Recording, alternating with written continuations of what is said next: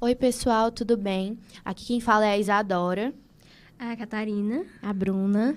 E hoje nós estamos aqui com uma convidada muito especial para falar um pouquinho sobre esse ciclo de podcasts que nós tivemos, para tratar sobre o papel do influenciador na cultura de consumo, certo? Então, hoje nós estamos aqui com a Alexia Marino. Oi, gente. Prazer estar aqui com vocês. Prazer enorme. Alexia, é um prazer nós termos você aqui presente no nosso ciclo de podcasts, para o nosso trabalho da disciplina de... Análise econômica do direito, né? Então, a gente vai estar abordando essa questão dos influenciadores na economia digital. Então, queria que você explicasse um pouquinho de como começou a sua vida nesse ramo de influência, nesse ramo de influenciadores. Bom, eu comecei a ter contato com o universo dos influenciadores na época ainda que eu estava na faculdade, né? Eu fazia publicidade, fiz publicidade na UFC. E nessa época, eu vim morar em Fortaleza, eu sou de Horizonte, vim morar aqui em Fortaleza. E eu fazia alguns trabalhos como modelo. E as marcas que eu trabalhava, elas já tinham contato com as blogueiras na época. Na época, 2013, 2012, ali estavam no boom dos blogs. E muitas meninas trabalhavam postando os seus looks, né, as suas maquiagens, as suas resenhas, todas em blogs. E quando eu vim trabalhar aqui, algumas marcas já patrocinavam esse tipo de conteúdo na internet. Foi o meu primeiro contato sobre isso. Então, antes de eu começar a trabalhar com influência, com internet, eu estudei sobre isso. Eu fiquei tão apaixonada pelo tema que eu trouxe isso para dentro dos meus trabalhos de faculdade. Então, eu comecei a estudar um pouco sobre como funcionava esses public posts, né? Que era como a gente chamava, acho que a gente chama até hoje, os posts pagos, né? E comecei a estudar sobre isso, me apaixonei pela área. E como eu já trabalhava como modelo e tinha contato com muitas marcas, né, donos de marcas, eu comecei a pedir oportunidade mesmo, de tipo, quero trabalhar com a sua marca e postar nas minhas redes sociais. E algumas das marcas já topavam. No começo eu ganhei muita permuta, então, por lookinhos, trabalhava por muitos lookinhos, mas imagina aí, na faculdade, jovem, eu queria sair com look novo, então topava tudo. E depois eu fui conseguindo remunerar esses trabalhos. E aí, o meu número de seguidores foi aumentando, as pessoas... Na época, a gente não tinha os stories, como a gente tem hoje no Instagram, por exemplo, mas muitas pessoas acompanhavam para ver realmente as fotos, para se inspirar nos looks, até nas poses de fotos, né? Sim. Muita gente já começou a acompanhar. E eu usava o meu Instagram como um portfólio de trabalho de modelo e também para fazer esses trabalhos pagos, divulgando algumas marcas que eu já trabalhava como modelo. Então, começou mais ou menos assim. Entendi. E o seu conteúdo é principalmente focado em vida Saudável, né? Rotina, lifestyle, enfim. Onde começou? Por que você decidiu esse tipo de conteúdo? E se esse tipo de vida já era o que você seguia antes de criar para a internet? Massa essa pergunta. Na verdade, eu comecei com o segmento de moda, né? Porque era o que eu vivia na época. Como eu trabalhava como modelo, eu estava inserida em várias marcas de moda. Então, eu comecei falando sobre moda, né? E eu, até hoje, ainda trago esse tema nas minhas postagens, apesar de hoje ele ter ganhado ali um segundo lugar no meu tipo de conteúdo. Com 2018, mais ou menos, foi quando eu comecei a treinar. E eu sempre falo sobre isso, inclusive falei sobre isso hoje no meu TikTok. Sobre como a atividade física mudou, transformou a minha vida em vários sentidos. Eu sempre fui muito grata à atividade física porque ela me ajudou não só fisicamente, mas mentalmente em vários aspectos. E eu trazia essa pauta no meu Instagram, mas eu sempre tive muito receio de abordar isso de uma forma complicada de ser recebida. Eu tinha medo da responsabilidade que é falar sobre o universo da vida saudável no Instagram, principalmente porque a gente acompanhou várias divas fitness por aí que são entremeadas de polêmicas. Então, é um universo que é muito delicado, porque você trabalha com imagem e você trabalha também com o aspecto psicológico de muitas pessoas, né? É uma responsabilidade muito grande. Mas, com o passar do tempo que eu fui fazendo isso de uma forma gradual entre conteúdos de moda e conteúdos de fitness, eu vi que a minha audiência recebia muito bem o meu conteúdo de fitness pela forma com que eu trazia isso de uma maneira muito natural. Então, eu sou apaixonada pelo universo saudável. Eu sou muito grata pelo que o esporte fez na minha vida. E eu pensei, por que não trazer isso como uma pauta cada vez mais presente? E aos poucos, não foi de um dia para a noite, foi de uma forma muito gradual. Eu fui trazendo isso para os holofotes, né? A minha vida saudável como o meu principal conteúdo hoje. Hoje eu sempre digo que eu falo muito sobre moda, de uma maneira mais casual e divertida, mas sem pretensão de trazer ali uma informação de moda, um conteúdo mais rebuscado. E falo sobre vida saudável dentro do meu estilo de vida. Então, trouxe ele como prioridade agora, porque é algo que eu estou vivendo com mais intensidade. E acredito que uma das coisas que eu sempre priorizei foi a minha verdade nas redes sociais. Então, por isso que hoje o mundo fitness, né, o mundo saudável, virou a minha pauta principal. Sim. Você iniciou falando um pouquinho da ideia dos blogs, né? Então, antigamente a gente via que os blogs tinham um alcance muito grande no público. E hoje, a gente pode perceber que a evolução da tecnologia nos aproximou muito mais do público. Porque o blog, apesar de a gente estar falando da sua rotina, como muitas vezes Bianca Andrade, né, tinha um blog muito famoso, entre outras, como você falou, Tássia Neves. Então, eram pessoas que, de fato, a gente sentia uma proximidade. E agora, com essa ferramenta, que é o Instagram, né? Que é a sua ferramenta, eu acho que, assim, de maior impacto nas redes sociais, a gente consegue trazer mais, realmente, essa aproximação com o público. Então, eu acho que é algo que você falou, né? Que você consegue transparecer essa importância, não só da alimentação saudável, como dos esportes, de uma forma muito natural. E o impacto no público é justamente esse, que você mostra. Às vezes você não consegue estar lá disposta para poder ir correr, ou então não está disposta para ir na academia, e eu acho que é isso que atrai o público em você, essa transparência. E eu acho muito importante isso. Então, partindo nessa linha, o quão importante é para um influenciador, hoje em dia, mostrar essa transparência para o público e se aproximar do público? Eu sempre acho que isso é muito variável no sentido de qual segmento você está trabalhando na internet. Porque a gente fala muito sobre influenciadores, mas também eu gosto de diferenciar influenciadores e criadores de conteúdo, né? Porque, no final, muita gente na internet que tem grandes números, eles criam conteúdos. E não necessariamente é sobre a vida deles.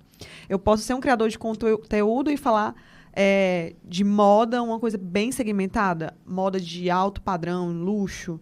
Eu posso falar sobre esportes de uma maneira mais técnica, eu posso falar sobre história da arte, eu posso falar sobre livros, sobre cinema. Então, dependendo de qual segmento você está, não necessariamente você precisa trazer essa proximidade. Sim. No meu caso, eu trabalho estilo de vida. Então, é impossível eu vender estilo de vida sem que as pessoas se aproximem do que eu vivo. Então, essa questão de acompanhar o dia a dia, de contar um pouco da minha história, como eu faço no TikTok, eu gosto de trazer vídeos mais longos falando um pouco sobre a minha trajetória, os stories mais instantâneos, ali desde as 4 da manhã eu já estou postando, os vlogs de rotina. Isso é uma pauta que faz muito sentido para o meu segmento. E que não necessariamente vai fazer sentido para uma pessoa que cria conteúdo, por exemplo, sobre cinema. O que as pessoas vão buscar lá em quem fala sobre cinema é resenhas dos filmes, a perspectiva, os reacts das premiações. Sim. E não necessariamente o que essa pessoa fez no final de semana. Então, eu acho que isso varia muito de qual segmento a gente está falando dentro da internet, que hoje em dia é uma grande formadora de influenciadores e criadores de conteúdo. Você falou que você é uma influenciadora de estilo de vida. Isso. Como é para você, então, a responsabilidade de, querendo ou não, vender um estilo de vida? Como é para você, na sua vida pessoal, você lidar com essa responsabilidade, vamos supor assim, de eu vou mostrar às pessoas um estilo de vida e eu sei que isso vai afetar a vida delas também? Pronto. Isso como eu falei para você, né? Sempre foi uma questão para mim, até antes de começar a trabalhar com o mercado da vida saudável, né? Porque quando a gente fala sobre isso, a gente sabe que esse mercado está em crescente, está em alta, que cada vez mais pessoas estão falando sobre vida saudável, estão falando sobre produtos para se tornar mais saudável, sobre receitinhas, ingredientes novos, marcas novas de consumir, de vestir, etc. E uma das coisas que a gente mais preza, eu falo a gente porque eu me considero uma empresa hoje em dia, a gente enquanto empresa, a Alexia Marina enquanto empresa, ter responsabilidade em tudo que eu vou colocar dentro das minhas redes sociais. Então, de entender sobre isso faz parte da minha rotina, ou se ainda não faz parte, eu posso inseri-la na minha rotina e fazer sentido? São sempre perguntas que eu faço quando eu recebo alguma proposta de marca. Faz sentido eu inserir isso na minha rotina? Se faz, vamos entender um pouco mais sobre o produto. Eu sou muito leiga em relação a várias coisas de produto, mas eu tenho um namorado nutricionista, né, que entende, tenho um namorado treinador. Tenho também a minha antiga nutricionista, que também eu digo que faz parte da minha equipe, porque ela me ajuda demais recebendo esses produtos. Eu recebo, passo para essas pessoas que me acompanham, que fazem parte do meu time, para analisar sobre rotulagem, para entender se a marca é legal. A gente faz uma mega análise antes. Eu peço os produtos para testar. Geralmente, eu testo o produto antes. Se é legal, se é bacana. Às vezes, até mesmo se... Tento entender, posto antes, às vezes, até sem receber nada, para entender se alguma seguidora ali tem algum relato, de algum feedback. Tipo assim, poxa, essa marca aí eu já comprei, não foi tão legal. Então, eu fico muito atenta a isso antes de fechar uma publicidade. A publicidade que eu vou fechar de cara, claramente vai ser alguma coisa que eu já conheço e já está ali na minha lista de desejos.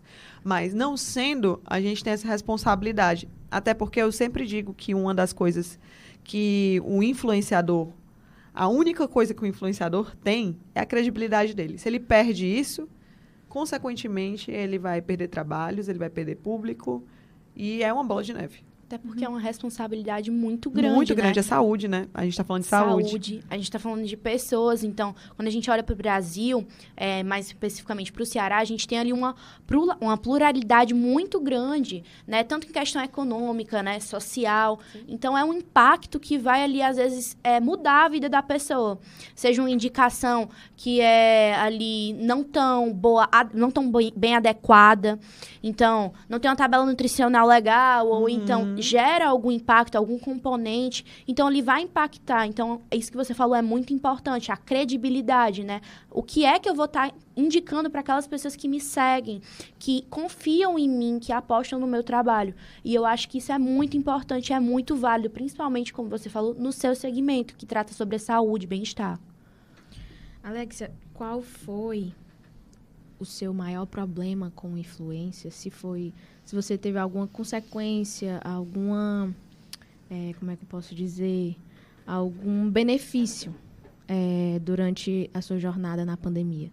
Como foi que a pandemia te impactou na vida de influencer?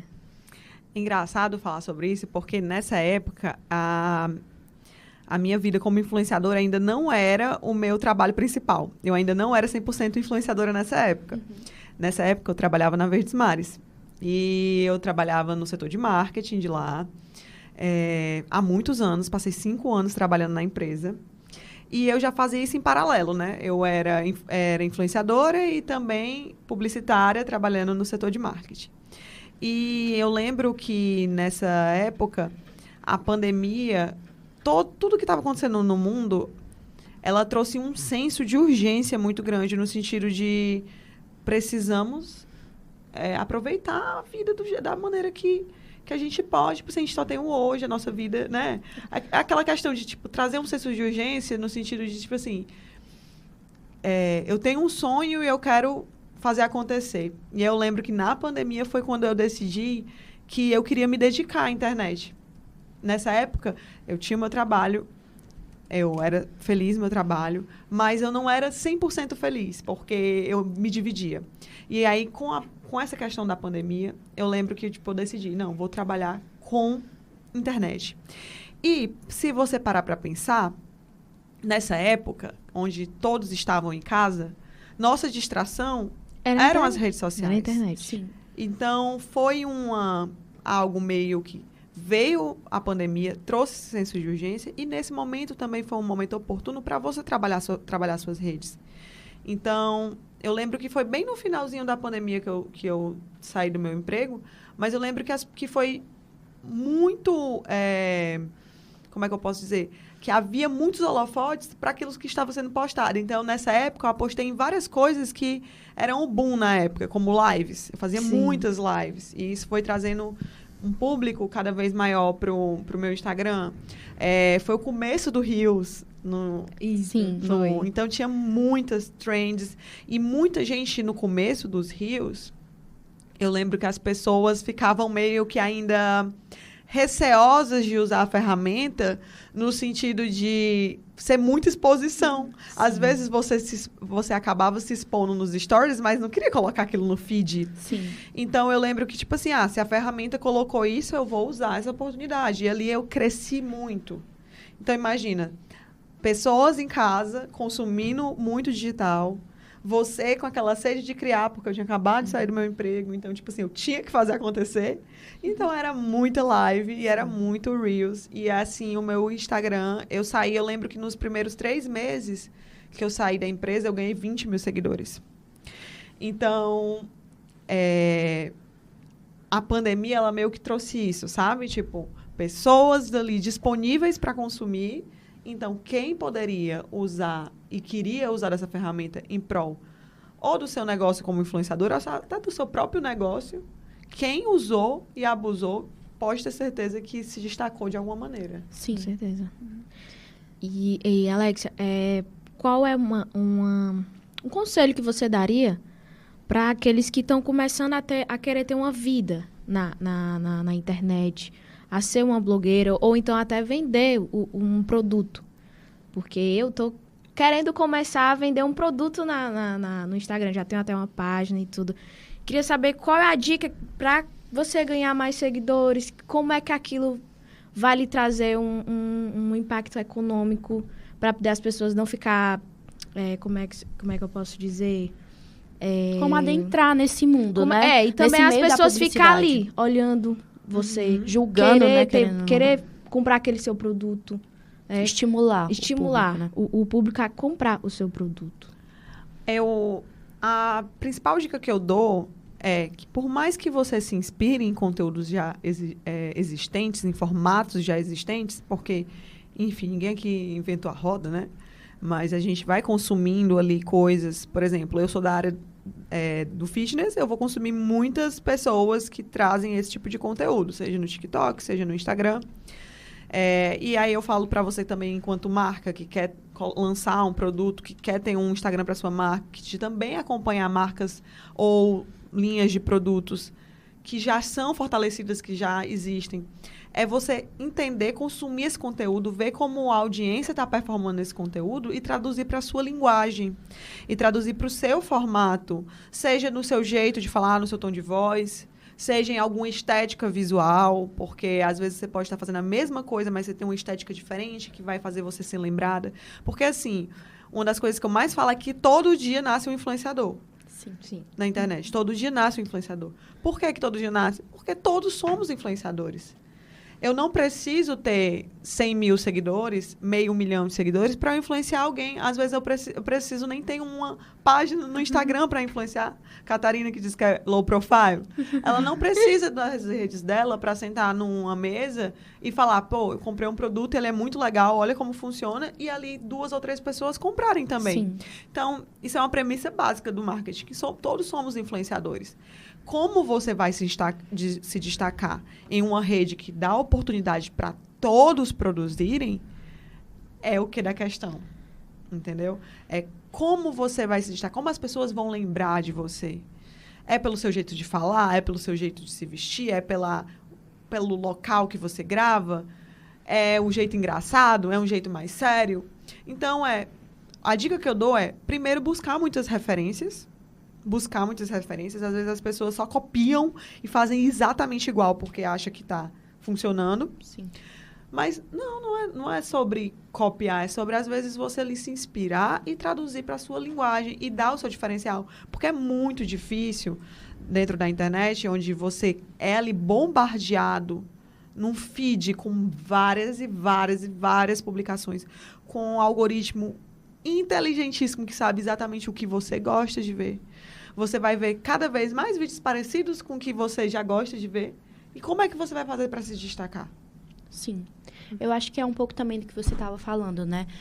A questão de que hoje a gente percebe que os influenciadores estão redefinindo as estratégias de marketing. Cada vez mais a gente percebe uma ideia nova de atingir o público.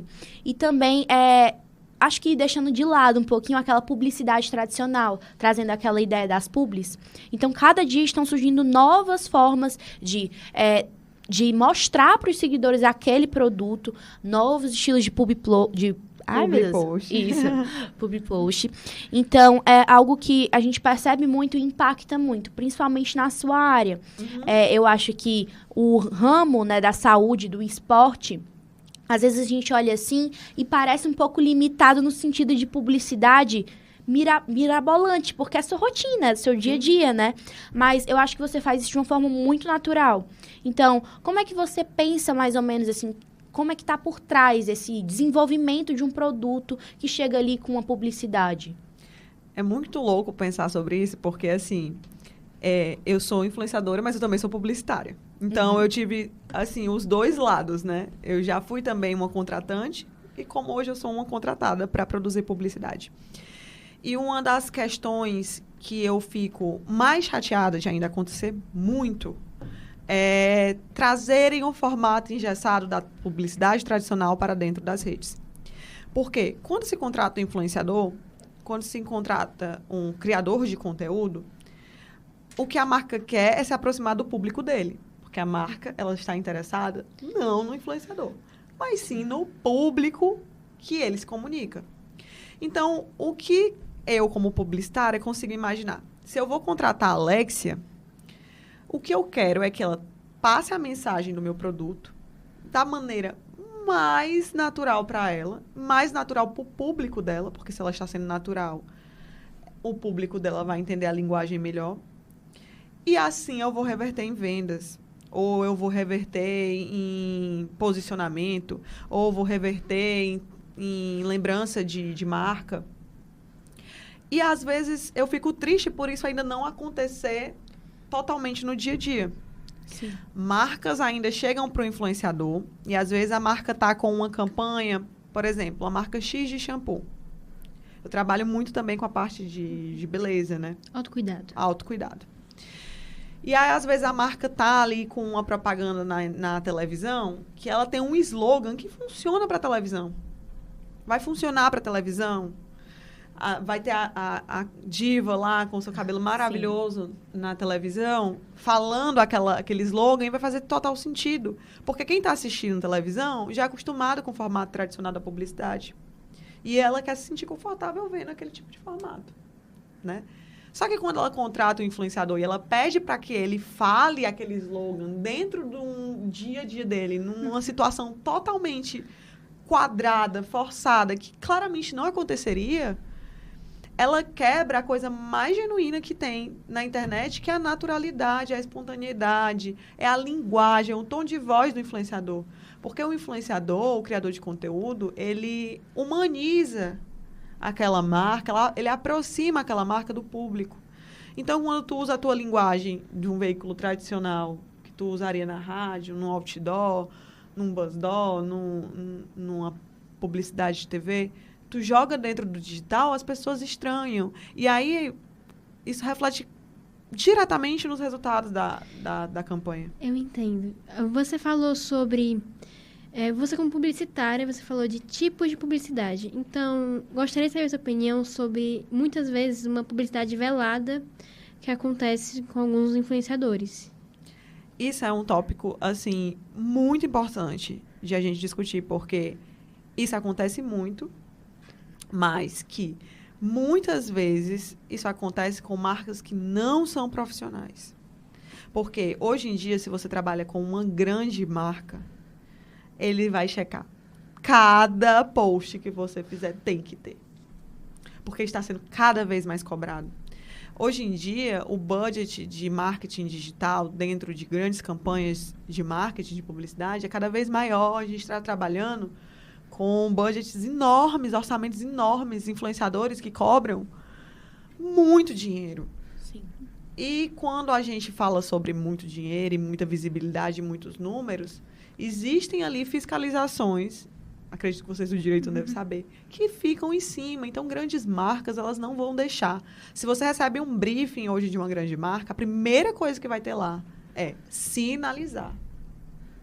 Então, hoje em dia, se você começa a trabalhar com uma marca e ela diz, olha, eu só não queria que dissesse que é uma publicidade, provavelmente é uma marca que... Não é confiável no mercado, né? Exato. Ou muita gente, às vezes, é de um empresário muito pequeno que nem entende o perigo de você não salientar que aquilo é uma publicidade. Sim. Então, hoje em dia, antigamente, isso era muito, como é que eu posso dizer? Como era tudo muito novo, até os órgãos de fiscalização ainda não entendiam muito bem os formatos, meio que passava despercebido. Hoje em dia, não tem como mais. Não Sim. tem como você brincar de esconder, de velar uma publicidade. Isso é obrigatório. Você vai receber em todos os briefings, trabalhando com grandes marcas, que você precisa sinalizar que aquilo é uma parceria paga. As próprias ferramentas te colocam essa sinalização. Hoje em dia, você já consegue colocar pelas próprias ferramentas. Hoje em dia, se as marcas querem impulsionar o conteúdo que é parceria paga, eu preciso sinalizar que é uma parceria paga. E, enfim, de diversas maneiras ali, você vê como isso já avançou. Inclusive, quando eu escrevi sobre public post no meu TCC, até hoje eu sou indignada que eu não tirei um 10 nesse TCC. Eu tirei um 9. E uma dos questionamentos da minha banca foi, você não falou sobre a parte ética desse seu trabalho. Faltou exatamente isso. Você falou como funciona, como isso vai ser revolucionário para as marcas, como isso está atingindo o consumidor, mas você não falou sobre a parte ética. E por isso você não vai ganhar um 10. Por isso que eu acho tão importante a gente falar sobre isso. Sobre a importância de a gente realmente sinalizar e fazer com que os seus seguidores, sua comunidade entenda da Alexia, importância. Você como empresa, quais são os cuidados financeiros que você tem que ter, que é primordial para você ter para você ter uma estabilidade? Os cuidados financeiros. Os cuidados financeiros para você ter aquela, como é que eu posso dizer?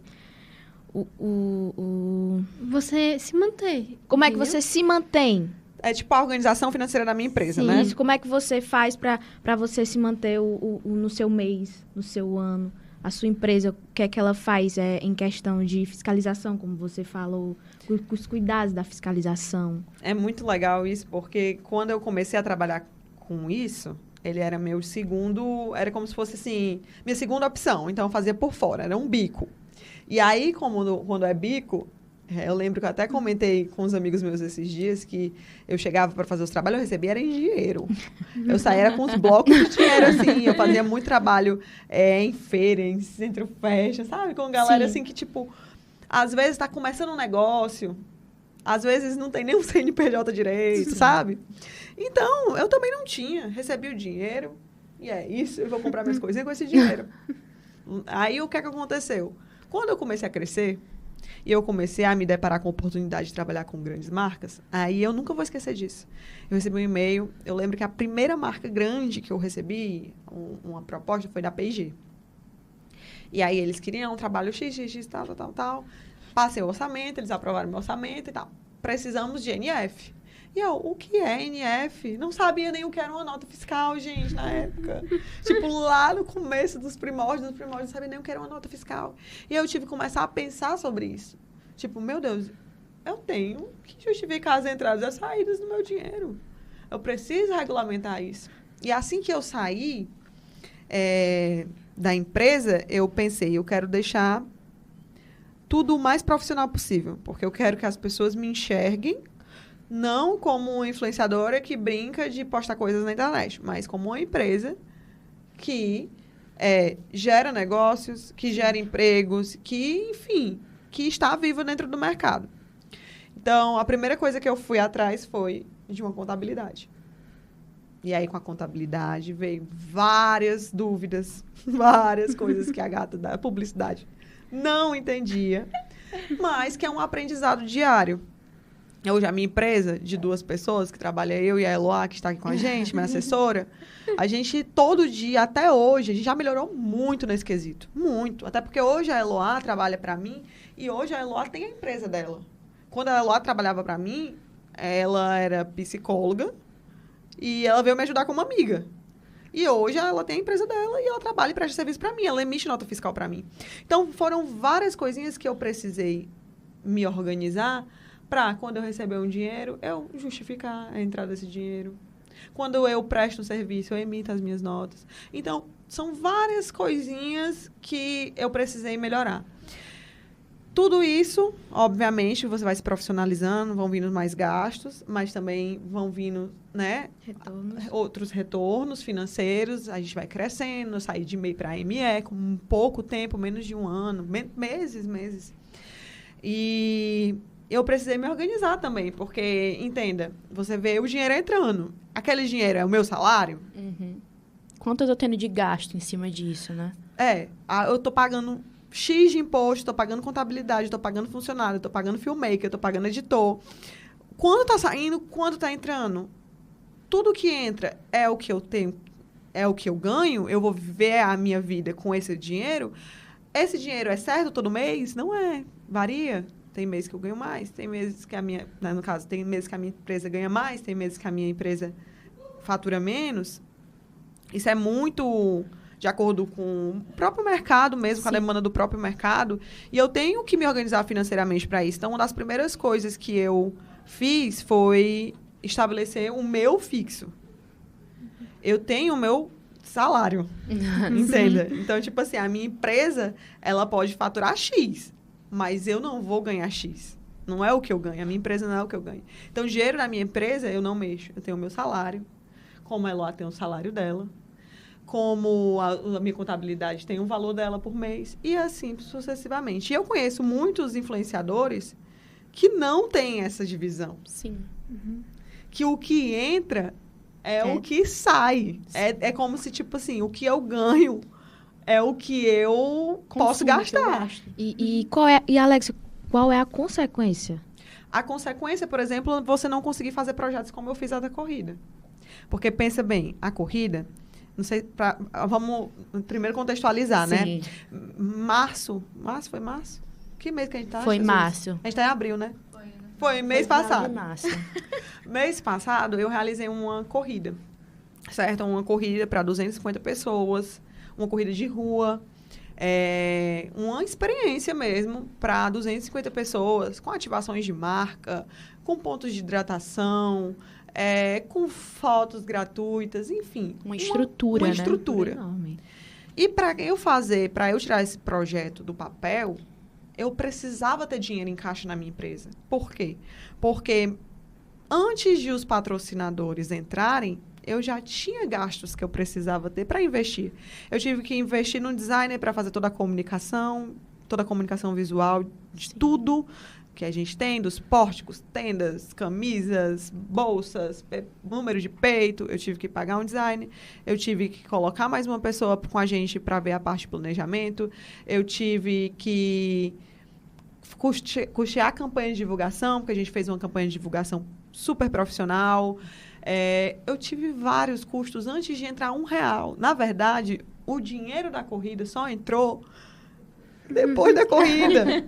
Então, imagina num projeto onde a gente investe muito dinheiro, que eu pensava que era até menos, eu me surpreendi no decorrer do processo, Sim. mas que a gente investe muito dinheiro. Se a minha empresa não tem um fundo, um caixa, como é que eu vou colocar projetos como esse?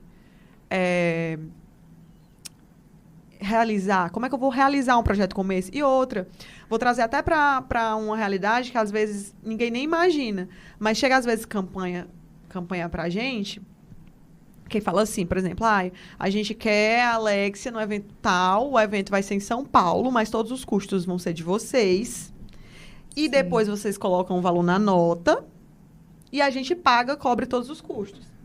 Não sei se vocês sabem, mas, por exemplo, uma campanha dessa grande, uma campanha nacional que a gente fecha, eles pagam com 60, 90 a 120 dias. Então, tipo assim, eu faço o trabalho em janeiro, no meio do ano que eu vou receber o dinheiro. Imagina se a minha empresa não tem um fundo de caixa para eu aproveitar uma oportunidade como essa. Então, sei lá, é uma cobertura desse salgadinho aqui no Rock in Rio. Mas eu preciso pagar o meu... Desculpa. Eu preciso pagar o meu ingresso, eu preciso pagar minha hospedagem, eu preciso pagar o meu deslocamento, mesmo que depois a empresa vai cobrir. Mas primeiro sai da minha empresa. Sim. Então, essa organização financeira é essencial para um influenciador profissional. Porque eu sei que eu conheço muita gente, que o dinheiro entra e o dinheiro sai.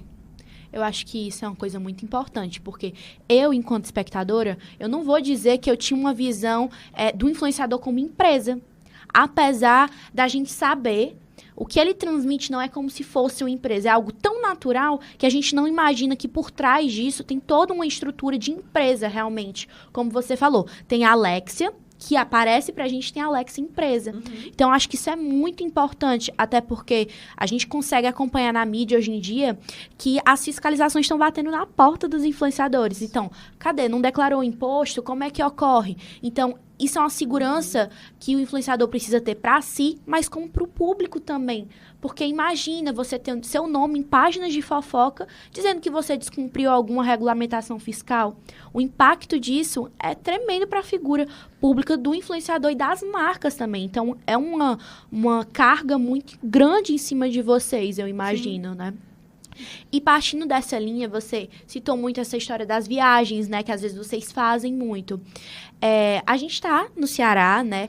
E a gente tem uma visão, principalmente no meio midiático, que você, para crescer, ou você precisa ir para São Paulo, porque todo mundo sabe, é um mar de oportunidades, mas também eu acho que às vezes existe um preconceito muito grande em cima dos influenciadores daqui. E às vezes até a gente mesmo, enquanto influenciador, não, eu não vou apoiar esse daqui, eu não conheço, é daqui, eu vou ver alguém de São Paulo, alguém do Rio, né? O que você acha sobre isso? Qual a sua visão acerca desse tema? Isso é realmente muito cultural, né? De a gente valorizar o que é de fora, às vezes, e quem é da terra, de fazer pouco, né? Às vezes a gente vê posts assim... Eu vejo muitos no TikTok, tipo assim, e Fortaleza tem influenciadora? Tipo, a pessoa joga uma fofoca, né? A pessoa fingindo que não conhece ninguém que trabalha com isso aqui, né? E Fortaleza tem influenciadora? Tem criadora de conteúdo? Tem. E tem gente fazendo trabalhos riquíssimos, trabalhos impecáveis, comunicando bem, fazendo trabalho com responsabilidade, com identidade.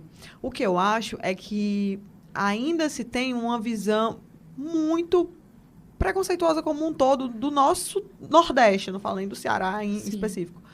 E as grandes oportunidades ainda estão muito no eixo Rio-São Paulo, sabe? Muitas agências, muitas campanhas ainda surgem lá. É como se o coração das campanhas de grandes marcas ainda nascessem lá, certo? E aí as oportunidades vêm para cá quando são campanhas específicas. Eu noto muito isso como micro-influenciadora. Quando você sai de uma bolha e você vira uma GK, um Álvaro, uma Rica de Maré, que você já tem milhões de seguidores e você já é considerado nível nacional, talvez, eu não sei como ainda funciona para eles, acredito que já não sinta tanto esse distanciamento, mas para a gente que ainda é nano, micro, influenciador, ainda tem uma média ali de seus 50 mil, 100 mil, 200 mil, essas campanhas grandes ainda vêm de lá para cá. E quando, às vezes, vem daqui, as campanhas são startadas pelas agências, mas o coração da campanha nasceu em São Paulo. E aí são passadas para as agências do Nordeste, porque, por exemplo, vamos falando de uma marca muito grande, vamos falar uma marca X de cosmético que atinge o Brasil inteiro, que todo mundo conhece do Brasil. Ela vai ter várias agências trabalhando para ela. Então, vai ter a agência que, às vezes, é o coração, que fica no eixo Rio-São Paulo. Muitas das vezes. E vai ter as outras agências que vão ser os braços, né? Vai ter o braço do Norte, o braço do Nordeste. E aí a campanha nasce com aquele sotaque de Sul, de Sudeste, e vai sendo disseminado para as outras regiões. Então, Sim, a gente tem a oportunidade de trabalhar com grandes marcas. Nessa questão, né? A gente ainda vem muitas campanhas com esse sotaque do Sul, né? De acreditar que lá nascem as campanhas e aí vem para as outras agências e chega na gente, sim. Eu não tenho nada a reclamar. Trabalho com grandes marcas, tenho recebido muitas oportunidades, muita procura de marca grande para trabalhar comigo. Mas eu sinto ainda que essas oportunidades, elas não nascem aqui. Sim. Entendeu? Não é como se, por exemplo, uma agência de Fortaleza criou uma super campanha para a marca X de cosméticos e que vai, sei lá, expandir para o Brasil inteiro. Essas oportunidades, elas não nascem aqui. Elas ainda vêm de lá para cá. E aí a gente acaba sem o acesso, por exemplo, uma das coisas que a Eloá, como minha assessora, ela prospecta oportunidades para mim também. Então, não é só aceitar e responder tudo que chega para mim. Isso também faz parte do trabalho dela. Mas também faz parte do trabalho dela bater na porta das marcas e vender projetos, vender campanhas de lá para cá. Só que essas grandes marcas a gente não consegue nem ter acesso. Porque elas ainda estão lá. Por isso que, às vezes, a gente vê, poxa, fulano de tal cresceu tanto e agora está para São Paulo. Porque, querendo ou não, as oportunidades ainda estão lá. Ele conseguiria ainda trabalhar com grandes marcas continuando aqui. Mas esse acesso mais próximo ainda acontece lá. Eu acho louvável influenciadores grandes, porque depois que você chega num patamar de, sei lá, milionário de números, por exemplo, de que eles abraçam a sua regionalidade. Eu sempre falo isso em todo podcast que eu vou, e já tive a oportunidade de dizer para a pessoa, eu sou muito fã da Rica de Marré, não sei se vocês acompanham. Acompanho. Mas eu acho muito digno ela ainda carregar o sotaque, ser porta-voz do estado dela, carregar o Nordeste, morar ainda em Maceió. Então, tipo assim, eu acho isso muito legal. Sim. Porque faz com que as pessoas olhem para a nossa cultura, certo? Mas eu ainda acho que, por isso, muitas pessoas migram. Porque ainda se nasce as oportunidades lá e pulveriza para o resto do Brasil. Sim. Esse discurso me lembra muito um discurso que muitas vezes tem atores e atrizes que dizem que só vão dar certo em São Paulo, ou cantores que têm que se mudar para outro estado. Para você, qual é a diferença dessas carreiras, digamos, mais tradicionais para uma carreira de influencer? As carreiras tradicionais, tu fala de artistas? Sim, artistas. Eu acho que funciona muito na mesma pegada. Eu acho que ainda as coisas acontecem para os artistas muito lá. Não acredito que hoje em dia a gente consiga ter visibilidade dos artistas daqui, com o sotaque daqui, com a linguagem daqui. Eu acho que isso é o mais legal e o mais rico no mundo, por exemplo, da música, que a gente tem o nosso forró com o nosso jeito, com o nosso gingado. A gente tem o trap agora aqui de Fortaleza, que está fortíssimo, com o nosso sotaque, com as nossas gírias. Eu acho isso incrível. Eu vejo que funciona ainda. Ainda se vai muito para lá, mas hoje, com esses nomes, a gente consegue ter uma produtora legal aqui. Então, tipo, eu acho que chegou num patamar, os artistas... Funciona muito parecido, mas eu acho que os artistas, eles já estão num outro nível. Tá tão alto que eles já conseguem trazer um pouco do que se construía lá para cá. Ter suas próprias produtoras, produzir outros artistas, né? Como, por exemplo, o Trap A30, que faz os artistas também locais, os nordestinos também produzem um trap legal. Então, eu acredito que na música, eu acho que já foi para um outro patamar. E aí é quando eu penso também que... E se os influenciadores começarem a também querer criar suas próprias produtoras de influenciadores, agências de influenciadores? Sim. É uma coisa que já acontece, que tem muito em São Paulo, né? Mas que pode ser que venha acontecer aqui também. Eu acho que é um mercado que tem tudo para amadurecer para esse formato, sabe? Sim. De daqui a pouco a gente conseguir fortalecer o nosso sotaque. Acho que ainda funciona muito parecido, mas que tem um potencial de mudar, assim. Nível. Puxando um pouco esse assunto que você falou sobre trazer isso para cá, como você acredita? Você acredita, de certa forma, numa regulamentarização da profissão de influenciador? Meu sonho. Meu sonho, eu vivo dizendo, eu quero o sindicato das blogueiras. Eu acho, assim, uma das coisas que eu mais falo e tenho muita dificuldade dentro do nosso mercado, por exemplo, é como se fosse uma competitividade desleal, porque a gente não sabe quanto fulano cobra, qual é o piso. Tipo, se eu tenho 50 mil seguidores, quanto eu posso começar a cobrar num post? Se eu tenho 100 mil, eu cobro quanto? Aí você chega, às vezes, para conversar com a sua colega, que também é da área, ela não quer te dizer quanto ela fechou o trabalho, porque ela pensa que ela não compartilhando o valor dela, você não vai fechar, o trabalho vai ser dela. Então, tem muita essa competitividade. Eu digo, o meu sonho, meu Deus, é que haja uma regulamentação no sentido não de você acabar dificultando ou burocratizando as coisas, mas que se torne mais justo. Para que, às vezes, pessoas que têm 500 mil de seguidores não tirem oportunidades de uma pessoa que faz um trabalho tão legal, porque simplesmente ela não está a fim de cobrar. Às vezes ela quer só ganhar ali uma hospedagem, uma viagem, porque ela não precisa disso, ela ganha dinheiro com a própria empresa dela, porque a gente sabe que hoje em dia tem muita gente que tem marca, é influenciador, e aí eu já tenho o meu dinheiro, se a marca quer me levar pra Disney, pra eu zanzar, tá ótimo. Sendo que, tipo, tem gente que ganha, por exemplo, é a minha única fonte de renda. Então, me deixa triste quando eu perco uma oportunidade sabendo que outra pessoa que ganhou essa oportunidade não cobrou para aquilo. Sim. Simplesmente porque ela não faz isso de uma forma profissional. Então, nessas horas eu vejo a importância de se regularizar e de ter o cuidado da forma ética que você vai trabalhar isso, de como é que, qual é a importância e a responsabilidade que você tem ao divulgar, por exemplo, dentro da área da saúde. Muita gente vendendo produtos milagrosos que não existem, totalmente sem cuidado. Pessoas divulgando até empresa fantasma, porque simplesmente o dinheiro caiu na conta e, às vezes, é uma empresa que a pessoa nem sequer checou de onde essa empresa surgiu. Sim. Tu tá entendendo? Mas o dinheiro caiu, a pessoa me pagou, me mandou os produtos, então acho que confere. E, às vezes, é golpe. Então, tudo isso precisa ser melhor avaliado. E só se é avaliado quando a profissão é vista como uma profissão. É exatamente isso que eu ia citar. Eu acho que tanto nós, o público, quem te acompanha no dia a dia, né, quem acompanha o influenciador, e também a área mais, a área legislativa mesmo, a gente não enxerga o influenciador como uma profissão. Não, pelo menos não enxergava até certo momento.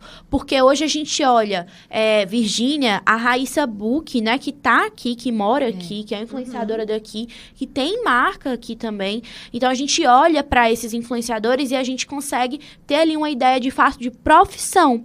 Mas acho que a gente erra muitas vezes em dizer, não, ali é a empresa. Mas olhando para a figura, a pessoa, o influenciador, a gente não pensa exatamente nesse lado que você falou. Porque é desleal. A gente pode dizer até assim, né? É desleal a forma com que essa competitividade atrapalha justamente essa ascensão de vocês. Então, eu acho que, de fato, é uma coisa que deve ser repensada, é muito válido e é muito importante.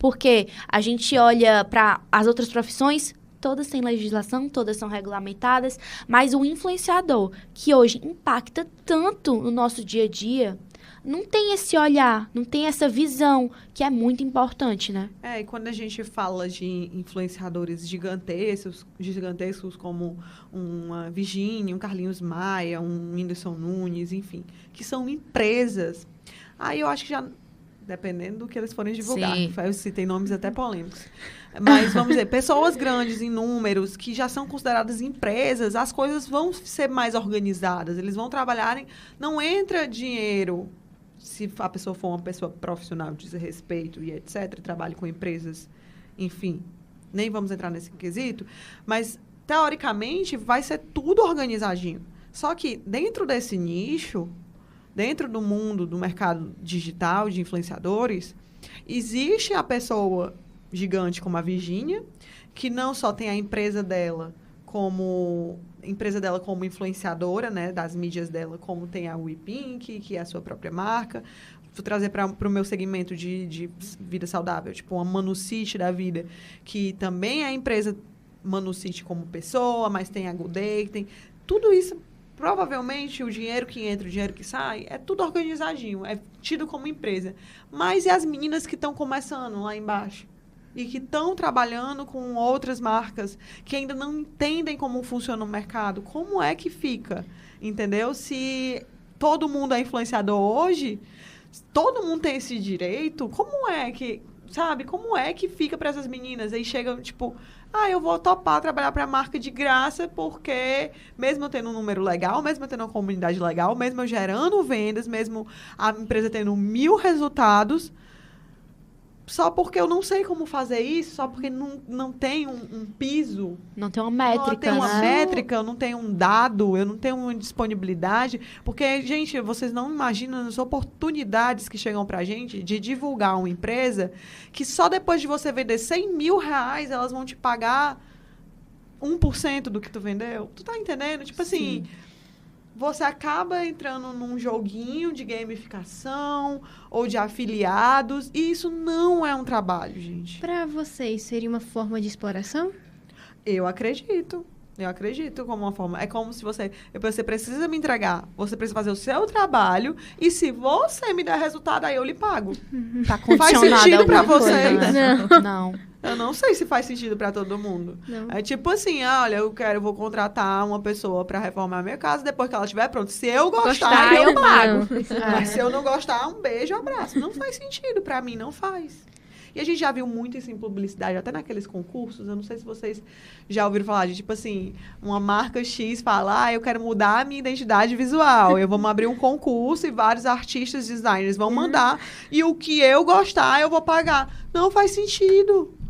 Tá entendendo? Aí vários artistas, vários designers... Desvaloriza o trabalho. Submetem um trabalho a uma avaliação, levou o tempo dele, pagou um aplicativo, softwares de edição, pra a pessoa não gostar, eu te pago. É uma perca de tempo. Eu queria dizer que eu apoio sua candidatura para fundadora e presidente do Sindicato das Blogueiras. Sindicato das Blogueiras. É uma boa.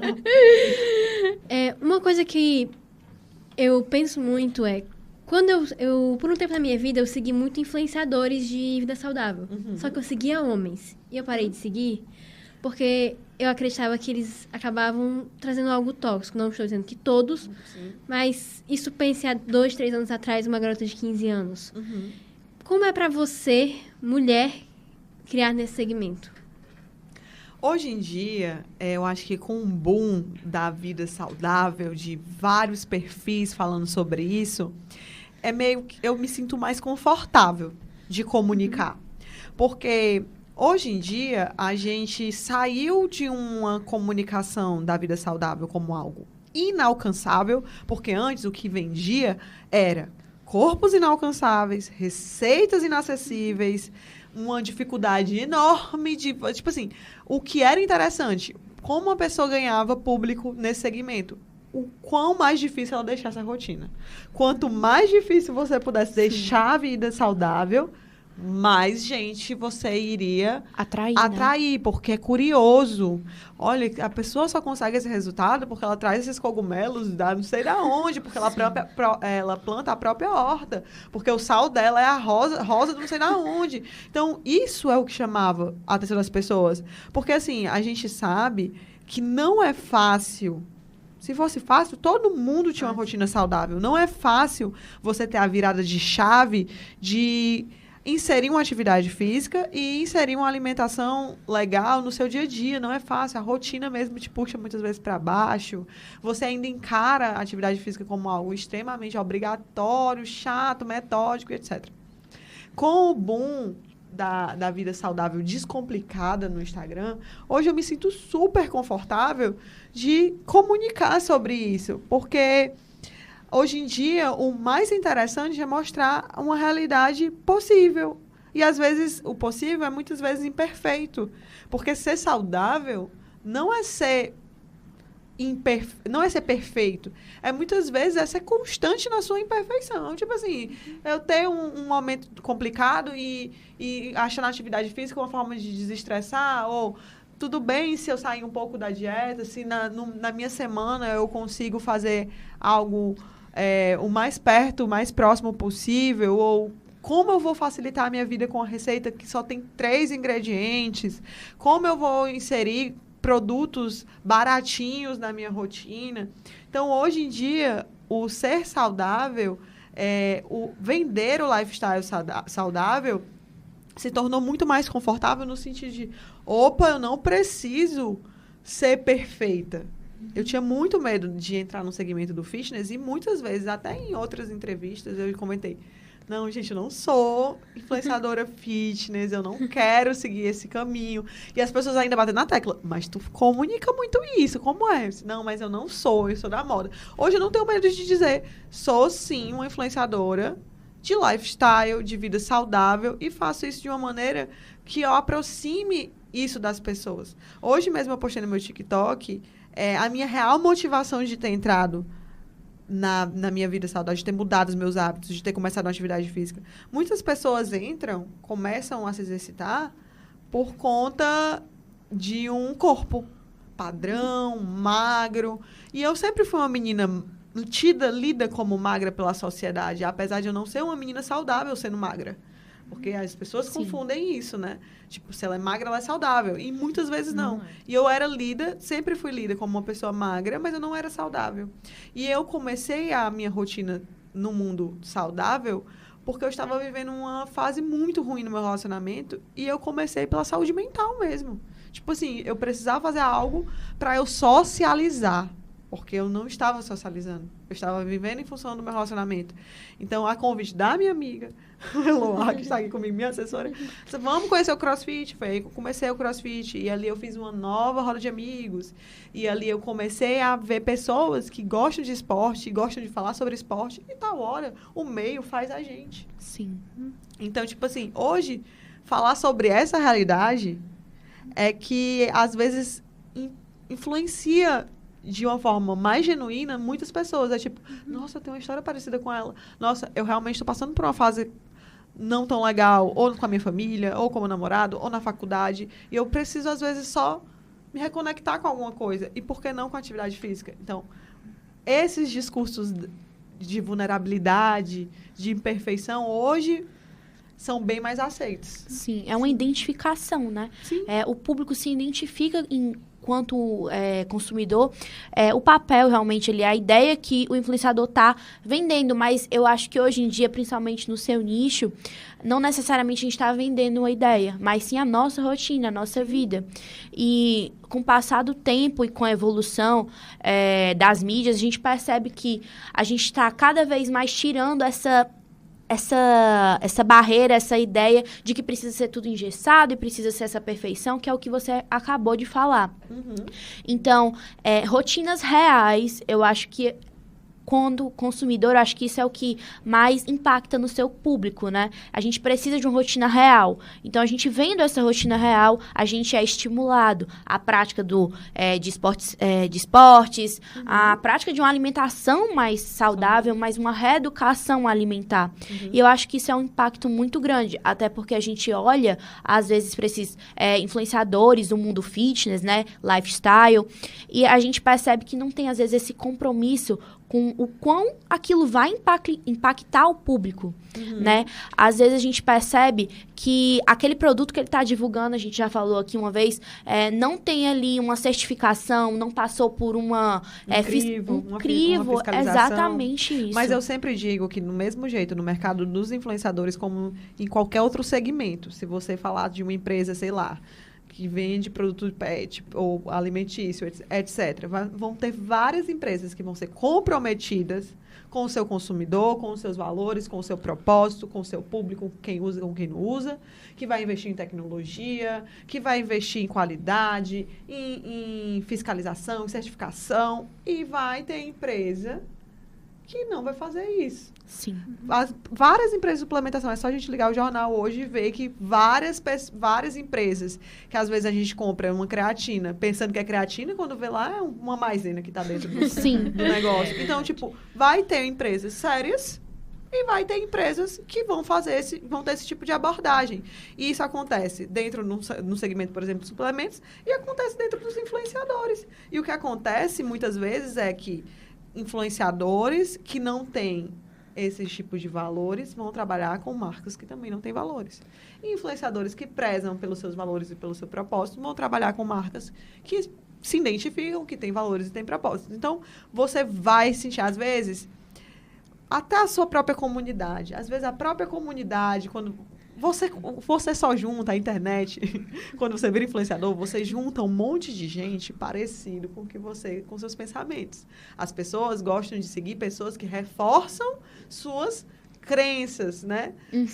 Suas atitudes, sobre o jeito que você fala, ou que você se inspira. Então, se você já tem valores comprometidos, você vai se juntar a uma galera que também tem valores comprometidos, vai vender empresas que também têm valores comprometidos. É tudo uma bola de neve. Você acredita que isso é perigoso? Essas bolhas? Demais. E o algoritmo tá aí para isso, né? E aí é onde entra o perigo das redes sociais, no sentido de você cada vez mais está consumindo coisas que reforçam o que você acredita, o que você pensa. Então, tipo, tal hora você tá tão fechado ali no seu pensamento que até o diferente se torna... É difícil de você digerir. É muito diferente. Às vezes, até eu dou uma bugada no meu algoritmo de dizer que eu não tenho interesse em coisas que eu tenho muito interesse, porque até para você diminuir seu tempo de tela, viu? Sim. Porque se você começa a ver só coisa que você gosta de ver, acabou. Você, às vezes, passa o dia todinho ali. Então, é bem complicado, é bem arriscado, porque você acaba reforçando tantas crenças e ficando um pouco resistente a coisas diferentes, né? Continuando esse assunto, é algo que é muito comum nas redes sociais hoje em dia, que é como se lida com hate. E como você acha que a gente poderia tornar esse ambiente que a gente sabe que tem de uma toxicidade, tem de... Reprovabilidade muito grande, né? Mais saudável? Cara, é muito difícil falar sobre hate, porque graças a Deus eu sofro pouquíssimo. Mas eu sempre digo que isso é o problema da bolha, né, que a gente vive. Então, cria uma comunidade onde várias pessoas pensam muito parecido comigo, né? Tem as crenças e valores muito parecidos com os meus. Então, o hate, ele vem pouquíssimo. O TikTok já é uma plataforma que é bem mais fácil de vir hates, porque sai muito da bolha e aí você acaba recebendo aquilo ali. E eu fico, tipo... muito chocada, porque uma coisa é um hate. Outra coisa são as falas machistas, xenofóbicas, misóginas, racistas. Isso é muito complicado, porque por mais que a gente tenha uma legislação em cima disso, é muito difícil fiscalizar tudo. Sim. É muito difícil ser um comprometimento das próprias plataformas de banir aquele usuário, porque eu já recebi comentários machistas e xenofóbicos em postagens minhas. E você denuncia e no outro dia a pessoa está lá comentando a mesma coisa. Então, não há muito um retorno rápido. Às vezes, ali de, tipo... Você não consegue, às vezes, se sentir seguro naquele ambiente, do tipo... Porque até você chegar num meio de eu denunciar isso, prestar um boletim de ocorrência, entrar com processo, às vezes uma pessoa que tem um nome velado, que está ali escondida num fake. É tão complexo aquilo que o que eu acho mais complicado é a gente não ter esse suporte da própria plataforma. Sim. Eu acho isso, assim, uma das coisas mais bizarras. Principalmente no mundo cheio de fake news, com a inteligência artificial truando, de você hoje não saber o que é certo, o que é errado, o que é de verdade, o que não é. Tipo, é muito complicado. Eu confesso que eu gostaria de saber responder como tornar isso mais harmônico, mais um mundo de mais paz, mas cada vez mais eu fico com mais medo de onde podemos chegar. Principalmente com essa ausência de suporte da plataforma. Sim. Então, você está crescendo, né, nesse meio. O que é que você mais teme desse crescimento? Porque, claro, é muito benéfico para você, né, enquanto a sua profissão.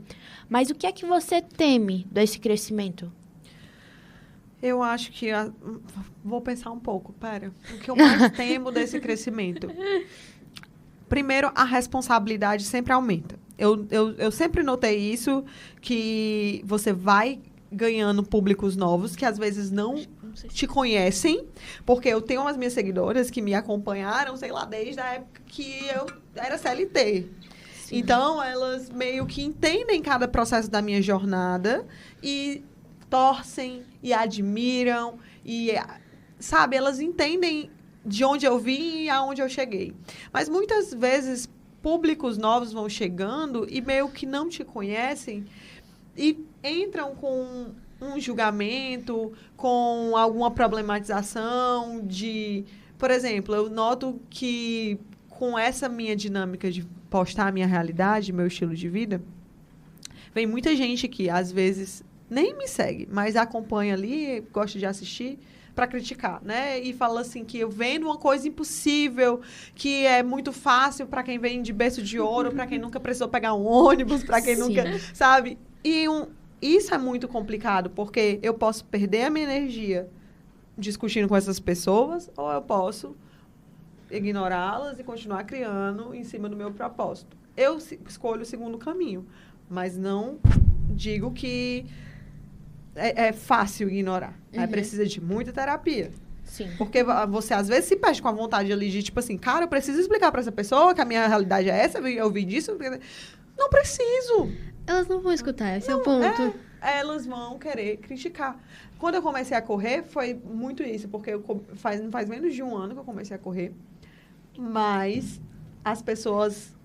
Tem as pessoas que amam e tem as pessoas que se juntam para criticar, dizendo que é tudo uma grande modinha e que, se for, tudo bem, faltando que mais pessoas, né, entrem e estejam disponíveis para ter uma vida mais saudável. Eu amo essa moda, eu espero que ela não passe. Mas as pessoas vêm para criticar. Tem gente que entra todos os dias ali e manda uma mensagem. Clichês. Clichês da corrida. Não sei o que. Quero ver quando a modinha passar. Gente, oi. É cansativo, É né? cansativo. E isso vai só aumentar. Principalmente se você sair da bolha. Se um conteúdo viralizar a ponto de você chegar a um público que você não conhece. Tipo, que não teve tempo de processar quem você é, de consumir vários conteúdos teus, é muito complicado quando você foge da bolha. Então, às vezes, você sente essa necessidade de se explicar, mas você sabe que não vale a pena muitas vezes, né? Eu, antes da terapia, eu perdia tempo com isso. Pós-terapia, eu, às vezes, choro no travesseiro, escondida, mas eu não perco tempo com isso. Sim. Porque não adianta. Essas Um pessoas, desgaste mental. elas não vão querer saber. E não vão parar. Não vão parar. E aí, uma das coisas que também acontecia bastante era a questão da privacidade. Porque antes eu expunha muito e hoje, no meu auge dos meus 30 e poucos anos, eu escolhi minhas batalhas na internet, sabe? De, tipo, entender que quanto mais você expõe, mais você dá direito também de as pessoas... Dá direito, não, né? Mas você se submete à liberdade do livre-arbítrio de as pessoas falarem o que quiserem da sua vida. Então, às vezes, eu fico mais off. Hoje eu me permito mais. A gente está falando aqui sobre os seguidores tóxicos, mas e se a gente mudar um pouco a perspectiva? O que é que você acredita, muitas vezes, principalmente no seu nicho, dos influenciadores tóxicos? Tipo assim, aquele influenciador de nutricionista, mas que olha e diz, se você comer uma coxinha... Acabou. Entendeu? Qual a sua opinião sobre isso? Eu acho tão complicado. E, assim, é uma das coisas que eu boto, mas não me interessa. Não, é tipo aquele conteúdo de comparação. É uma das coisas que a gente estava até em outra roda de conversa aqui na Unifor, né? De algum tópico também que era falando sobre isso. E aí teve um relato até de uma menina da sala que ela falou exatamente o quanto isso mexeu com a cabeça dela, em vários sentidos. Então... Eu fico muito triste de acompanhar, às vezes, de próprios profissionais, né? Que se dizem ali porta-voz da saúde, de, às vezes, fazer um terrorismo nutricional, sabe? Ou vender projetos e métodos, assim... Mirabolantes que não existem, né? Que não existem. Porque, gente...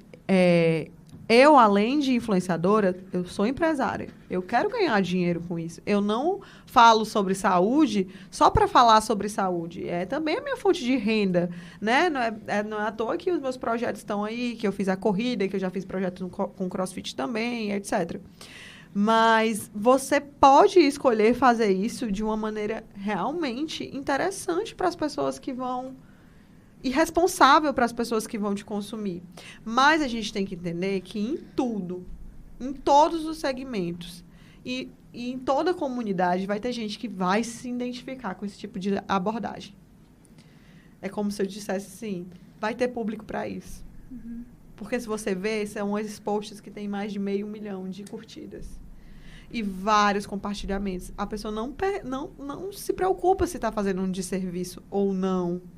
Ela se preocupa se ela está engajando ou não, porque no final ela quer vender um curso de como vender um curso. Tu tá entendendo?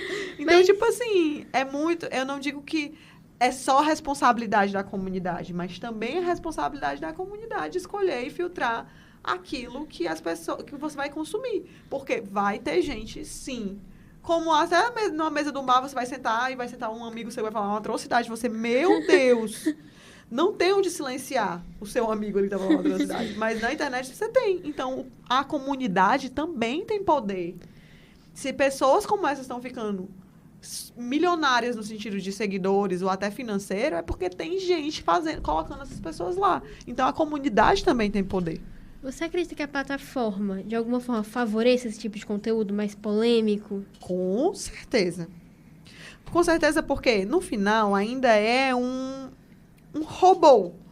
Então, se aquilo prende a atenção, se a pessoa está passando mais tempo de tela naquele vídeo, a plataforma não quer saber que conteúdo é. Vai indicar. O interessante é que essa pessoa passe mais tempo ali. Então, eu não tô nem aí se isso vai te fazer bem ou mal. Se é um conteúdo sensível para você ou não. No final, não é uma pessoa que está ali. Poxa, esse conteúdo vai fazer muita gente infeliz ou vai bagulhar a cabeça de muita gente. Não, eu quero saber se a pessoa vai passar muito tempo de tela. E pro bem ou pro mal, esses tipos de post, por que eles engajam tanto? Porque vai ter quem ame e vai ter quem odeie e ambas vão estar lá nesse post. Ela vai conseguir pegar quem gosta e quem não gosta para ficcionar ali. Agora, vai você fazer um conteúdo que só quem gosta vai assistir?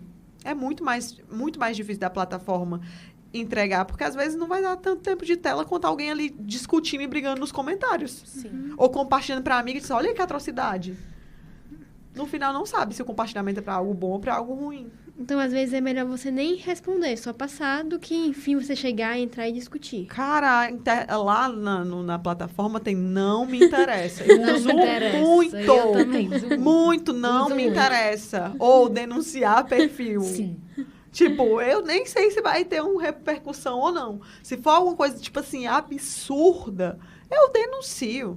Se for alguma coisa que não me interessa e não vai me agregar em nada, eu quero que a plataforma entenda que não vai me agregar. E aí eu vou lá, não me interessa. A comunidade, no final, tem esse poder, sabe? Entendi. Direcionando um pouquinho mais para o nosso fim do podcast, o que como você se vê no futuro? Como você vê o papel do influenciador nessa cultura de consumo no futuro? Quais são as suas perspectivas para o futuro? Como eu me vejo realizando mais projetos fora do digital. Porque o que eu acho que acontece é que a internet, ela dá palco para várias pessoas e oportunidade para várias pessoas e a gente consegue gerar vários negócios, mas a experiência física, ela pode, né, ser um grande meio de monetização. Aí, não só com projetos como a corrida que eu fiz, mas a gente estendendo para uma marca, por exemplo.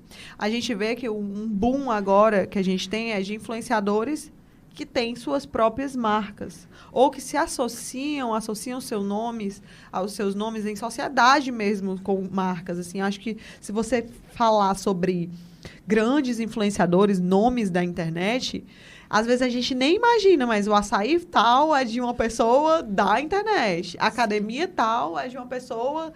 Um dos sócios é uma influenciadora. A marca X de tecnologia é de um influenciador. Então, eu noto que o caminho é crescer no digital para sair dele. Sim. Porque, óbvio que você pode enriquecer grandes marcas usando o seu perfil. mas você também pode ter uma grande marca usando o seu perfil.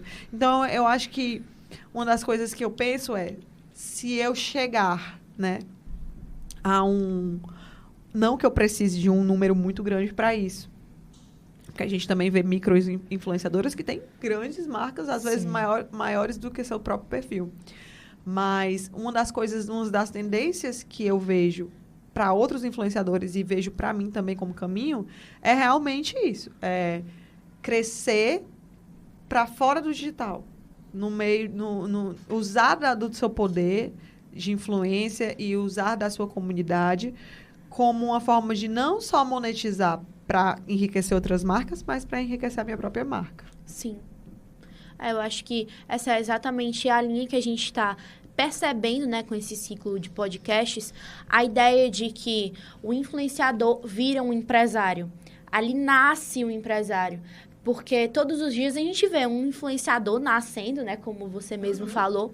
E eu acho que a gente pode dizer que nasce uma marca. Porque por mais que não seja uma empresa cadastrada muitas vezes, a pessoa jurídica, né, é uma marca, como você falou, um portador, né, justamente desses conteúdos e dessas marcas que são interessadas, né, nesse tipo de conteúdo. Então, eu acho que é muito importante e é muito válido ter esse interesse de justamente sair do meio digital para o meio físico, né? Assim, digamos, ter um impacto ali nos dois meios. Isso é muito importante. Eu acho que é a tendência hoje em dia do mercado e futuramente eu não tenho nem dúvidas disso. Você quer falar alguma coisa? Não. A gente gosta, então vai. Alexia, você falou que você traz, né, o seu estilo de vida saudável, né? Aquele estilo de vida que você acorda bem, né? Que você tem uma vida boa, né? Que muitas vezes não é assim todo dia. Sim. Mas como você acha que a vida dos influenciadores pode impactar na vida financeira das pessoas? Que elas consomem... porque eu quero ter aquilo porque ele tem. Porque eu quero comprar aquilo porque ela tem. Como é que isso... Você acha que isso pode causar impactos financeiros só complementando grandes? O que a Bruna disse, a gente vê isso também, principalmente nesse meio da saúde e da estética, um segmento muito grande hoje em dia, né? Passamos agora, acho que a gente está saindo um pouco desse eixo de faça cirurgia, ainda é muito forte, mas faça cirurgia, entre no padrão, que foi uma coisa que você falou, né, do corpo perfeito. Então acho que no seu meio, acho que se contextualiza um pouquinho essa ideia do influenciador na linha financeira. Só para entrar, né, eu dou uma escorrendo em você com isso. Eu não acho que a gente está saindo disso. A gente está entrando ainda eu só um pequeno relato. Minha mãe, ela é dentista e ela faz Botox, né? E quando ela fez o curso de Botox dela, há 2 anos atrás. 2 anos atrás, ela tinha 2, 3 pacientes que queriam fazer um Botox, que queriam... E eram, tipo assim, pacientes de 60, 50 anos. Hoje em dia, ela atende entre 20 a 30 pessoas e, às vezes, é uma pessoa de 19 anos que está querendo fazer um Botox. Então, você querer substituir, muitas vezes, o hábito saudável pelo procedimento estético é uma tendência e é uma moda. E eu acho isso extremamente prejudicial, porque eu concordo com essa você ideia. Vende uma ideia... Porque todo mundo ali vê o resultado, mas ninguém vê o pós-operatório.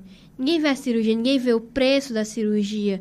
Ninguém vê ali, muitas vezes... E você vai atrás, você vende uma ideia que, tipo assim, eu tenho que ter aquele corpo. Mas você não sabe o que aquela pessoa realmente fez para ter aquele corpo. Eu digo assim, mais no sentido de saindo, porque mais a gente percebe uma atuação, às vezes, legislativa sobre o assunto. Pede... diga se tem inteligência artificial, diga se tem... Às vezes a gente percebe isso. Tem em algumas publicidades ou então em alguns conteúdos mesmo dizendo tem IA, não tem IA, justamente para o público saber e entender como é que funciona a vida do influenciador, a rotina do influenciador. E dizendo também, saindo, apesar de eu saber que é muito incidente que a gente percebe isso, porque é um fenômeno que a gente vê no nosso dia a dia, até mesmo aqui na faculdade. Todos os dias a gente percebe isso, mas no sentido realmente de necessidade de ser mais transparente no sentido de eu preciso mostrar o que de fato acontece. Eu acho, assim, pelo menos o que eu estou vendo, eu vejo uma tendência da legislação, voltando agora para a nossa área, de se explicar e de direcionar mais o público para isso, para a verdade. Por conta desses problemas em si que a gente está tendo, principalmente na adolescência, que é um impacto muito grande para a formação e desenvolvimento da pessoa. É nesse sentido. Mas, voltando à pergunta da Bruna, né? Qual o impacto do influenciador na vida, de fato... Dos consumidores, né? Daquelas pessoas que consomem o seu produto. Certo. Eu acho que desde que o mundo é mundo, a gente... Como eu falei, todos somos influenciadores, né? Todos somos influenciadores. Desde que o mundo é mundo, a gente tem um impacto nas escolhas do outro. A partir do momento que a gente expressa nossa opinião, a partir do momento que a gente indica um produto ou não indica. Eu acho que o que acontece é que, dentro do segmento do estilo de vida saudável, da moda, do cinema, do qual seja o do influenciador, da tecnologia...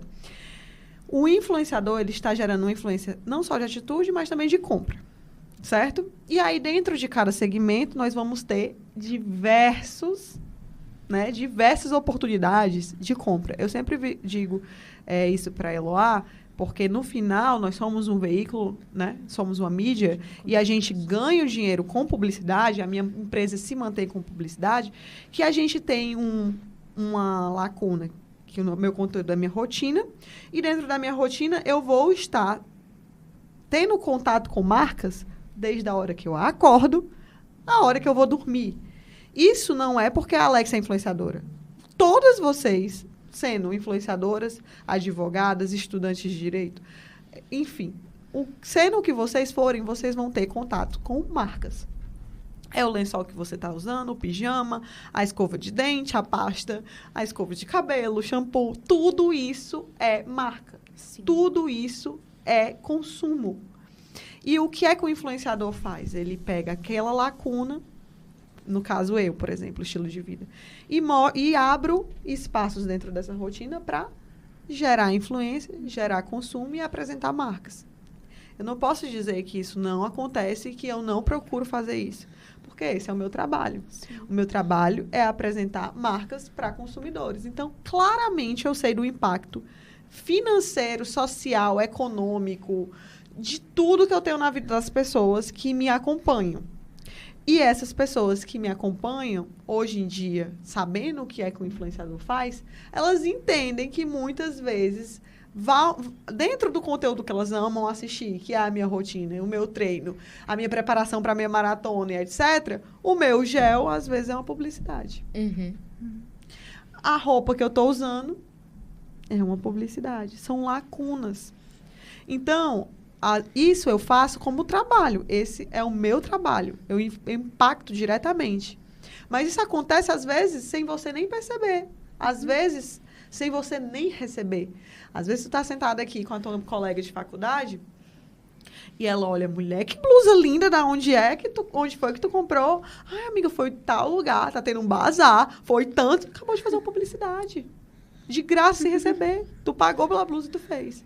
A única diferença é que eu faço isso como trabalho nas minhas redes sociais, porque eu conquistei um público que me assiste, que acredita no que eu falo, porque eu tenho uma credibilidade e eu monetizo isso. Então, eu não sou inocente de não imaginar que eu tenho um impacto direto na vida financeira dos meus seguidores. Até na hora de criar um projeto, quando a gente foi calcular, por exemplo, o valor da corrida, eu tinha que entender como é o perfil do meu consumidor. Até na hora de eu fechar ou não fechar uma exclusividade com a marca, eu tenho que entender o perfil do meu consumidor. A gente tem algumas métricas com a plataforma, mas eu tenho que entender, às vezes, ali, quando eu posto uma publicidade, se eu vou receber da minha comunidade uma crítica. Cara, eu amo isso aqui, mas isso aí é muito inacessível para mim. Eu vi até uma publicidade de uma colega minha da área que ela fez de uma linha de escova de dente, que todos os comentários do vídeo dela foi falando do preço exorbitante da escova de dente. E aí eu pensei, ela tá vendendo um produto que claramente a comunidade dela não pode consumir. E aí ela pode decidir continuar trabalhando com essa marca, porque financeiramente faz sentido, ou para a projeção dela de quem ela quer ser ou quem ela quer atingir, se faz sentido. Ou ela pode entender que isso não faz sentido para a minha comunidade. Então, eu tenho certeza, quando você me pergunta isso, que eu tenho diretamente impacto. Seja no suplemento que eu uso, seja na roupa que eu visto. Eu falo muito isso para ela na hora de escolher a divulgação de roupas, por exemplo, de fitness. Eu vou divulgar uma marca fitness que tem um custo maior, mas eu também quero divulgar uma marca fitness que tem um ticket médio ali mais baixo, porque eu sei que uma fatia do meu público não vai poder consumir aquela marca que eu, às vezes, estou vestindo ali. Entendeu? Que talvez é a marca que eu use no meu dia a dia, que eu invisto é meu dinheiro. Tipo assim, cara, eu queria muito usar esse legging que a Alexia treina da Nike, mas é R$499. Mas ela me deu essa opção aqui, porque ela também usa de uma marca que o legging é R$99,90. Então, você tem que pensar estrategicamente, porque você sabe que você vai ter esse impacto. Sim. E também vai trazer retorno para essas marcas. Você, como influenciador, também tem que estar ligado. Tipo, eu sempre vejo com a Eloá. A Eloá, às vezes, chega para mim, tipo assim, a gente tem uma proposta dessa marca de suplementos. E, às vezes, é uma marca de suplementos que tem uma comunicação super agressiva, até em rótulo. Por mais que ela tenha uma composição maravilhosa, mas ela se vende como algo que, tipo assim, vai trazer vai te deixar super slim e ppp. Comunica com o que eu falo. E, às vezes, eu tenho uma marca de suplementos que tem uma pegada que é um pouco mais cara, mas que tem uma comunicação parecida com a minha e que tem um cuidado maior na hora de um atendimento com o consumidor. E aí, eu disse assim, por mais que eu vá apresentar para o meu público uma marca que tem um ticket médio mais alto, mas ele vai ter uma melhor experiência, eu prefiro. E aí a gente vai se posicionando também como influenciador. Tipo, você não vai me ver. Vai ter influenciador que só vai indicar coisa barata. Promoção, promoção, promoção, promoção. Se o pessoal vai receber, se não vai. Se vai vir quebrado, rasgado, com a roupa vai vir descosturando. Tô nem aí. O que eu vendo é preço. O meu posicionamento não é esse. E aí vai de cada influenciador. Isso também é posicionamento de marca. E aí a gente vê esse impacto no dia a dia.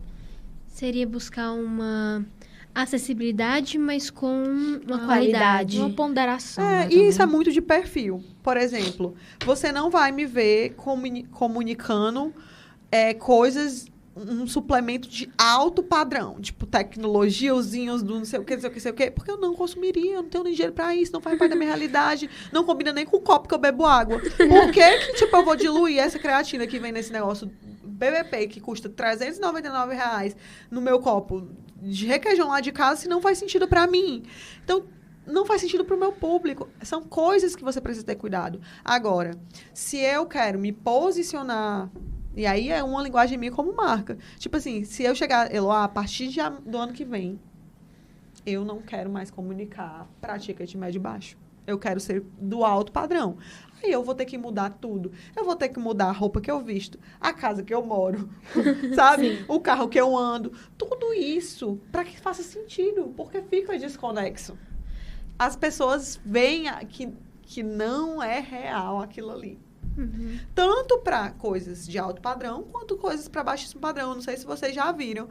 Sei lá, uma super influenciadora que só usa bolsa de grife, tal hora ela tá vestindo a roupa do Brás. Gente, da onde faz sentido? Aí essas coisas que precisam ser ponderadas. Você acha que tem público esse, digamos, influencer de alto luxo, mas que no fundo não vive aquilo? Peraí, deixa eu ver se eu entendi. Se tem público... Se tem público, se alguém genuinamente vai olhar... Porque, eu vou dar um exemplo. Quando você tem, sei lá, um Neymar da vida no helicóptero, você olha aquele... Não, eu acredito que o Neymar tá no helicóptero. Uhum. Mas tem outras pessoas que você olha e fala... Passa uma falsa imagem da riqueza. Essa pessoa teria dinheiro pra ter uma Ferrari? Você acha que tem público para esse tipo de influencer? Com certeza. É o que mais Até tem. o questionamento de você, até o fato de você parar e se questionar, será que ele tem dinheiro para isso mesmo? Você já tá consumindo, Engajando, né? você já tá engajando. Não é à toa que as casas de apostas, os jogos de azar, eles fazem com que esses influenciadores aluguem carros, aluguem bolsas, paguem viagens, para parecer ser uma coisa que eles não são.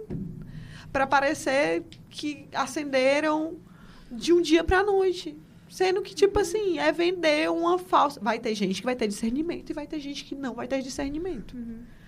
Por isso que é muito complicado na internet. Sim. Porque existe o consumidor que vai entender que aquilo ali é real e o que não vai entender o que é real. E aí entra a legislação, e aí entra o cuidado da fiscalização, enfim. É bem complicado, mas vai ter. Pode dizer, vai ter público, sim. É igual essa nova série, né? Beleza Fatal. Acho que retrata muito isso, sim, né? Que ela quer vender, quero vender, e ela diz ser uma coisa, mas na real é outra pessoa, né? E no final, todo mundo... E no final, as pessoas vão amar e vão odiar, e vão amar de novo, e vão odiar de novo. A internet pode ver pessoas que... A própria Bianca Andrade. A própria Bianca Andrade, gente, ela já foi amada, odiada. O que importa é que tá vendendo. Pra ela, às vezes, pode ter certeza que deve ter a terapia ali, que ela deve ficar mal, mas no final ela tá ficando cada vez mais rica, polêmica, engaja, polêmica, vende. Então, tipo assim, pode ter certeza que para algumas pessoas, esse critério de estou polemizando ou não, algumas pessoas se importam menos, eu acredito, acompanhando alguns influenciadores, alguns gostam de crescer em cima de polêmica vai aumentar a audiência, eu jogo ali uma publicidade, eu jogo ali meu produto, eu vendo e tá ótimo, não tô nem aí se vão falar mal, se vão falar bem. Tem pessoas que realmente, tipo assim, acontece, somos humanos, erramos, falamos alguma besteira e etc. E acaba de você ter essa montanha-russa de emoções, como eu vejo muito, eu acompanho muito ela, a Boca Rosa, né? E eu vejo que ela caminha entre isso. Tipo assim, sou humana, eu erro, mas eu também acerto. Eu erro, mas eu também acerto. É uma coisa bem humana. Mas isso impulsiona as vendas dela. De qualquer forma, chama, né? O público. De qualquer forma, tem audiência. Se tem audiência, sim, tem venda. Uma pergunta que eu queria fazer, pra gente ir finalizando, vai ter outra corrida? Se Deus quiser, está nos nossos planos, né? Vamos trabalhar muito para isso. Deu muito trabalho, mas como tudo, né? Foi a primeira vez que eu fiz uma corrida, né? E acredito que só tende a melhorar, de crescer. A gente quer realmente que uma próxima edição a gente consiga aumentar o público. A corrida esgotou em menos de 24 horas. Foi, tipo assim, um sucesso. Eu quis realmente que essa corrida fosse um piloto, né? Pra gente testar, entender a experiência da galera, para saber se essas pessoas iam gostar desse formato. Graças a Deus foi 100% de aprovação. Sim. E hoje eu me sinto mais confiante de trazer esse projeto, às vezes até numa roupagem maior, né? Em uma estrutura maior, enfim. Se Deus quiser. Vai dar certo, Vai. se Deus quiser. Para encerrar, enfim, essa conversa, você quer dizer alguma coisa? Deixar um recado, uma mensagem para a Alexia do futuro, para as pessoas que te acompanham, para os influenciadores no geral. Na verdade, eu quero só agradecer pelo convite. Eu sempre digo que é muito prazeroso para mim toda a oportunidade que eu tenho para estar dentro do ambiente acadêmico, falando sobre o meu trabalho, falando sobre influência, sobre a influência, sobre criação de conteúdo, porque é algo que, apesar de muito comum hoje em dia, as pessoas verem hoje em dia com outros olhos, ainda existem vários tabus que precisam ser discutidos e que, se vocês aí no futuro, como advogadas, quiserem me apoiar no Sindicato das Blogueiras, estamos aí. Muito obrigada, Alexia, pela sua participação. Obrigada a vocês. Foi incrível esse momento aqui com você. A gente deseja todo o sucesso do mundo, que cada vez mais você possa crescer. Muito obrigada pela presença. Muito obrigada. Obrigada. Deu certo. Foi top.